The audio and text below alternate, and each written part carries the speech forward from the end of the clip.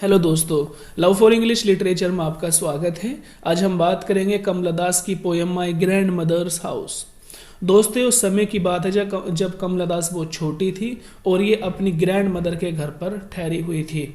जो प्यार, जो स्नेह इनको वहां से मिला था, उसी चीज को इस पोयम में बयान किया है कमला दास ने। तो आइए शुरू कर लेते हैं कि there is a house now far away where once I received love. कि एक घर हुआ करता, देयर इज अ हाउस, कि एक घर हुआ करता था, नाउ फार अवे, यहाँ से बहुत दूर, यहाँ से बहुत दूर एक घर हुआ करता था, where once I received love, जहाँ से मुझे बहुत प्यार मिला है। कि जिस घर से मुझे बहुत प्यार मिला है, यहाँ से बहुत दूर एक ऐसा घर भी हुआ करता था। दैट वुमेन डाइड, और जो औरत, जो लेडी उस घर में रहा करती थी, यानी मेरी ग्रैंड मदर, वो अब क्या है? डाइड, वो अब मर गई हैं।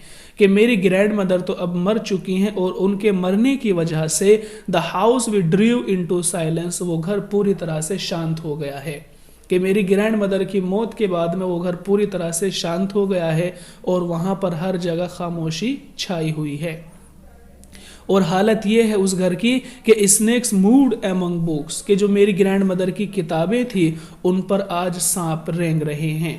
मेरी ग्रैंड मदर जिन किताबों को पढ़ा करती थी, आज उनकी हालत है कि उन पर सांप ही रेंग रहे हैं।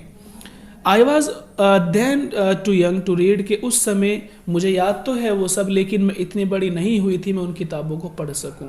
I was then too young, मैं बहुत छोटी थी, टू रीड, उन किताबों को पढ़ने के लिए, यानी मैं उन किताबों को पढ़ नहीं सकती थी। And my blood turned cold like the moon, और जब मैं इस बारे में सोचती हूँ, मैं इस घर के बारे में सोचती हूँ, उस एक्टिविटी के, उन बातों को लेकर मैं सोचती हूँ, तो मेरा जो ब्लड है वो चांद की तरह ठंडा हो जाता है। यानी ऐसा लगता है कि मेरा ब्लड जम गया है ना, जब भी मैं इस बारे में सोचती हूँ।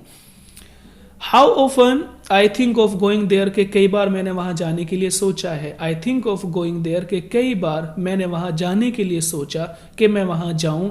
और to peer through the blind eyes of windows, और जो वहाँ की खिड़कियां हैं, जो आजकल ब्लाइंड आइज, जो आजकल धूल से भरी हुई हैं, बहुत ज़्यादा टूट फूट उनके अंदर हो गई है, कि मैं उनसे टू पियर थ्रू, उनसे झांक कर देखूं। कि वहाँ की जो वो टूटी फूटी खिड़कियां हैं, या धूल से भरी हुई, मिट्टी से भरी हुई जो खिड़कियां हैं, धुंधली खिड़कियां हैं, मैं उन खिड़कियों से टू पियर, यानी झांक कर देखूं। पियर के माने झांकने के आते हैं, कि मैं उन खिड़कियों से अंदर की तरफ झांक कर देखूं। और just listen to the frozen air, और मैं उन खिड़कियों से उस आवाज को सुनूं, जस्ट लिसन, उस आवाज को सुनूं, टू द फ्रोजन एयर, जो पूरी तरह से शांत है। कि उस घर के अंदर जो एक एयर है, जो हवा है, जो पूरी तरह से ठहरी हुई है, फ्रोजन माने ठहरना, शांत हो जाना, जो पूरी तरह से ठहरी हुई हवा है, शांत हवा है, उसको मैं वहां से सुनूं। और इन वाइल्ड डिस्पेयर, और वहां की जो एक निराशा है, जो वहां की एक उदासी है, उसको pick an armful of darkness, और मैं वहाँ के अंधेरे की, कि मैं वहाँ से, वहाँ की जो डार्कनेस, यानी वहाँ की जो एक तन्हाई है उसकी, एंड डिस्पेयर, और वहाँ की निराशा की, आर्मफुल, एक मुट्ठी भरकर जो मिट्टी है, मुट्ठी भरकर मिट्टी को लेकर आ जाऊं। टू ब्रिंग माने लेकर आ जाना, इट, यानी इसको, कि मैं एक मुट्ठी वहाँ की जो मिट्टी है, जो पूरी तरह से डार्कनेस और डिस्पेयर से भरी हुई है, उसको लेकर आ जाऊं। टू हेयर, अपने घर पर।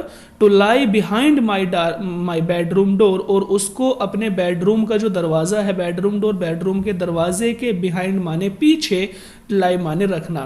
कि मैं ये चाहती हूँ कि मैं वहाँ से एक मुट्ठी मिट्टी को लेकर आ जाऊँ, जो डिस्पेयर से और डार्कनेस से भरी हुई है, और उसको अपने बेडरूम के दरवाजे के पीछे रख दूँ। ठीक है, ये इसका मतलब है। किसकी तरह? लाइक अ ब्रूडिंग डॉग, एक ब्रूडिंग डॉग की तरह। ठीक है। You can not believe darling, अब वो जिससे भी कह रही है, अपने हस्बैंड से कहे या किसी से भी, या अपने जो है, जो हम लोग उसको पढ़ रहे हैं, हमसे कहे, तो कह रही हैं कि यू कैन नॉट बिलीव, कि जिस चीज़ को मैं फील कर रही हूँ, जो चीज़ मैं वहाँ के लिए महसूस कर रही हूँ, यू कैन नॉट बिलीव, तुम उस पर यकीन नहीं कर सकते, डार्लिंग, मेरे प्यारे, कि मेरे प्यारे, तुम इस चीज़ को बिलीव नहीं कर सकते, इस चीज़ को सोच भी नहीं सकते, महसूस नहीं कर सकते, जिस चीज़ को मैं महसूस कर रही हूँ। ठीक है दोस्तों, छोटी सी पोयम थी, समझ आ गई होगी। आज के लिए इतना ही काफ़ी है। सुनने के लिए धन्यवाद। आपका दिन शुभ हो।